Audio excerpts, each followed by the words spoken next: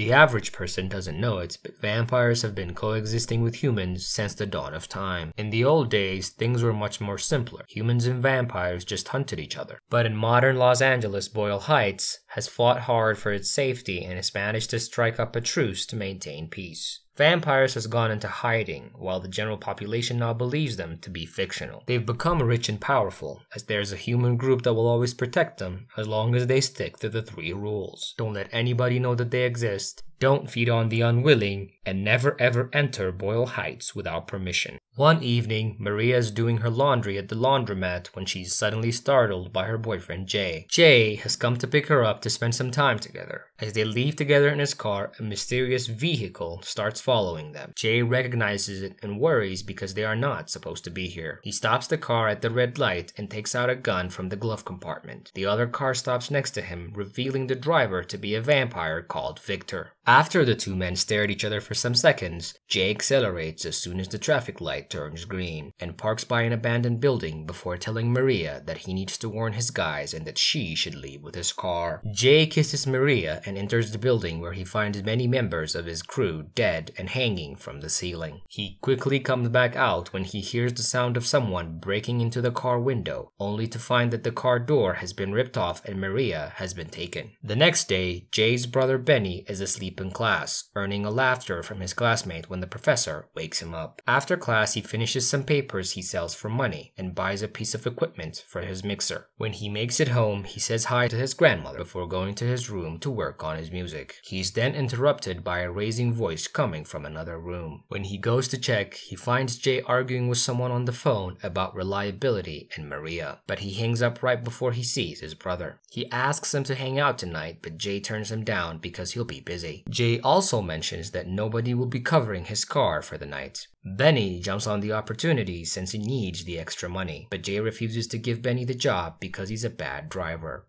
But Jay finally takes pity on him and allows him to cover his driving job this one time.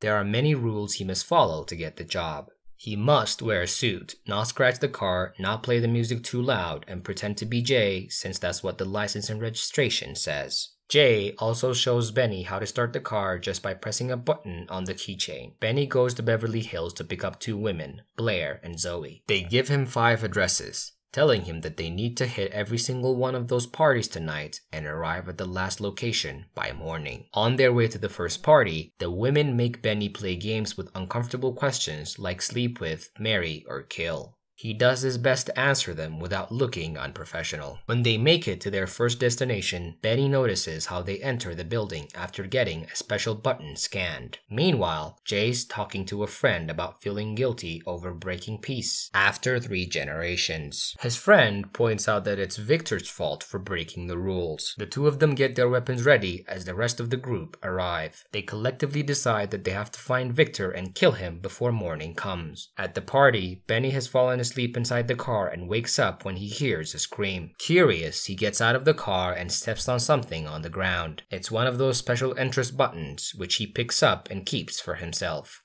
There's a van watching him from a distance with a crossbow ready, but he doesn't have time to notice it as the girls are coming out and want to leave the place. He then takes them to the second party, and this time he waits for them at the parking lot while doing some reading for college. He is suddenly distracted by Zoe's phone ringing. He wants to ignore it, but it's impossible to do so when he sees a message from Victor asking about Jay and saying that he can't wait to see the look on his face. A worried Benny tries to call his brother, but he only gets the answering machine. He decides to investigate further by grabbing Zoe's bag and looking inside, where he finds a huge amount of money bills with blood on them. This causes him to get scared, especially when the police car parks nearby. He sneaks out of the parking lot by avoiding the cop and enters the hotel. The hotel's receptionist is skeptical when she sees him and tries to call security, but he changes her mind when she sees that he's holding the special button. After scanning it and hearing him ask about Zoe and Blair, she tells him that they're upstairs with the owners, and she takes him there by using a special key in the elevator that allows them to reach a secret floor. Benny walks into the room, and at the end of the hallway, he finds Zoe and Blair sucking the blood out of 2 men who are tied to special rotating tables. Using supernatural speed, Zoe is suddenly on him, pushing him against the wall. It's then that Benny reveals who he really is and explains he's covering for his brother. Zoe wants to drink Benny, but Blair stops her, saying that he could be useful in taking them to Jay. Their little chat is interrupted when one of the men wakes up and realizes his partner is dead, which is against the rules. Blair feeds on him and kills him to shut him up.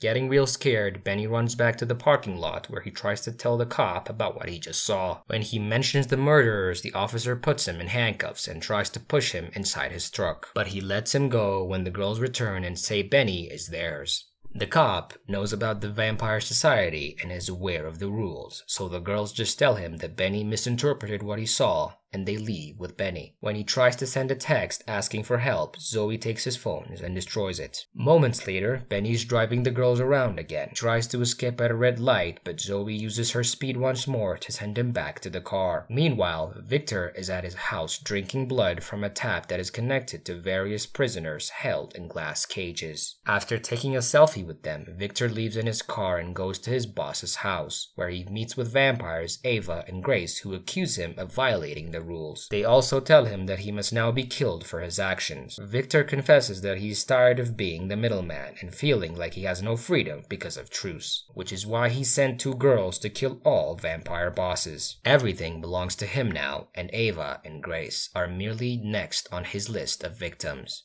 Back in the car, Blair explains to Benny what's going on.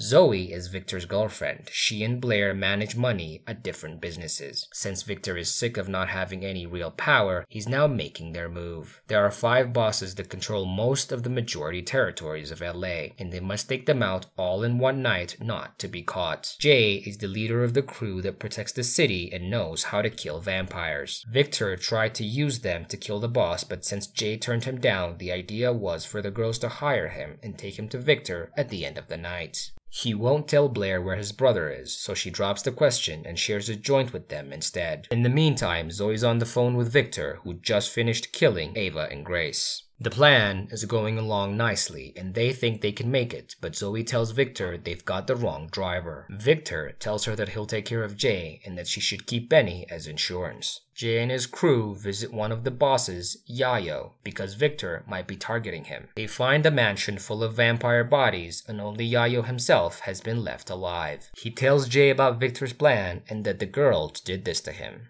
He also mentions the next location they'll go before trying to bite him. Jay responds with gunshots. Benny and the girls enter a convenience store where they get some snacks, and Benny admits to Zoe that he's attracted to Blair. While they're dancing together, Zoe thinks the clerk is looking at them and calling someone. She immediately goes over and pushes him on the counter to make him confess, but it turns out he's just been talking to his mom. After Blair puts tape on his mouth, they leave the place and go to their next location. When they get to the very exclusive bar, Benny tries to ditch the girls, but they threaten to kill him if he tries to do anything. Since the girls are so important, they go straight to the door, avoiding the long line. When Benny's about to follow them inside, he notices his classmates are at the front of the line, and they ask him to get them in. He tells them he can't do it, and they start laughing at him when they realize he's working in some kind of service. But Blair saves him from the embarrassment by kissing him and telling them to go search for someone else to leech onto. Unknown to them, Jay and his crew are also making their way in by paying off another guard.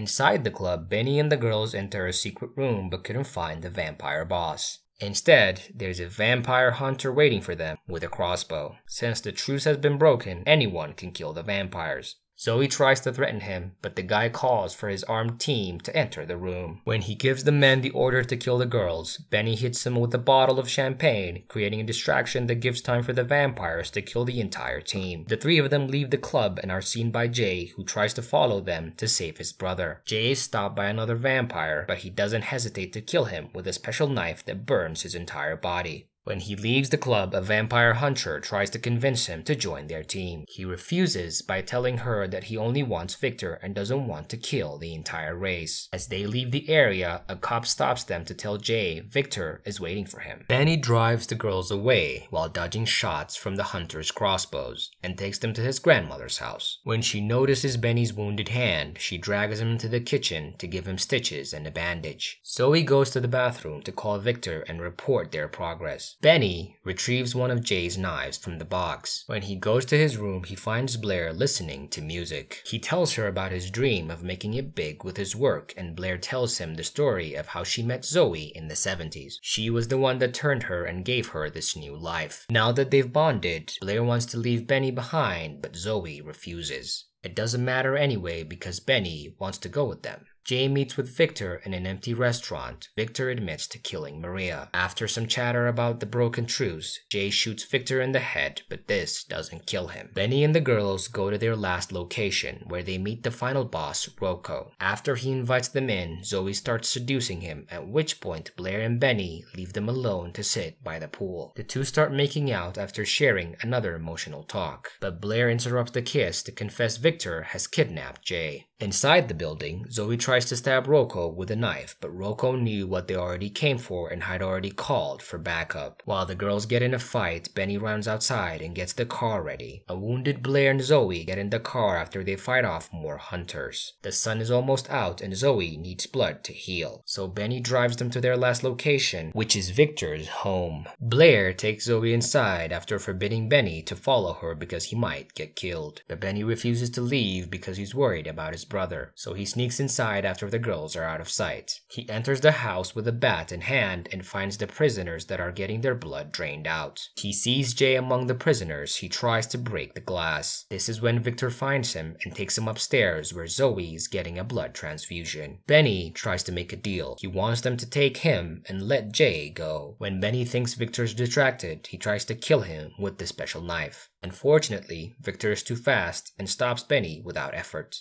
Victor wants to kill Benny, but Blair stops him, confessing that she doesn't want to be a part of the plan anymore. This makes Zoe very upset, who thought they'd be in this forever. During their arguments, she stabs Blair in the stomach. Benny chooses that moment to activate the car with his keychain. Because he had put a rock on the accelerator pedal, the car advances and crashes against the window, allowing the sunlight inside, which burns Zoe to ashes. Benny picks up the knife before he sees Jay appear in the room in chains. He comes closer only to find out that it's a trap by Victor to get him to walk into the shadows. Victor then bites Benny without hesitation. Blair, who's still alive, jumps on him and stabs him multiple times, but he easily pushes her. Jay takes advantages of the moment and pushes Victor into the sunlight and burns him to death. Blair rushes to Benny to check on him. Seeing that he won't be able to make it, she feeds him her own blood and turns him into a vampire. Some days later, Jay meets with Benny for dinner after visiting Maria's memorial.